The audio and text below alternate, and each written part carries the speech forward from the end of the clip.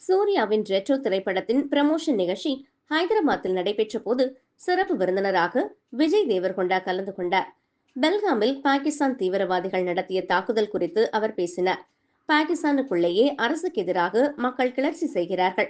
500 வருடத்திற்கு முன்பு ஆதிவாசிகள் அடித்துக் கொண்டது போல அவர்களுக்குள்ளேயே அடித்துக் கொள்கிறார்கள் என்று பேசினார். ஆதிவாசிகள் என்று அவர் பயன்படுத்திய வார்த்தைகள் பழங்குடியின மக்களை புண்படுத்துவதாக பல அமைப்புகள் அவருக்கு எதிராக சர்ச்சையை கிளப்பினர். அவர் மீது காவல் நிலையத்தில் புகார் அளிக்கப்பட்டுள்ளது. கண்டனம் வலுக்கவே அதற்கு வருத்தம் தெரிவித்த விஜய் தேவர்கொண்டா ஒரு பதிவினை வெளியிட்டுள்ளார்.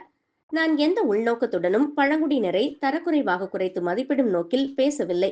என்னுடைய நோக்கம் நம்முடைய ஒற்றுமை, தேச பாதுகாப்பு குறித்ததாக மட்டுமே இருந்தது. உதாரணத்துக்காக நான் அந்த வார்த்தையை பயன்படுத்தினேனே, யாரையும் அவமதிக்க வேண்டும் என்று நான் பேசவில்லை. என்னுடைய வார்த்தைகள் யாரேனும் புண்படுத்தி இருந்தால் அதற்காக நான் வருத்தம் தெரிவித்துக் கொள்கிறேன் என்று பதிவிட்டுள்ளார் விஜய் தேவர்கொண்டா.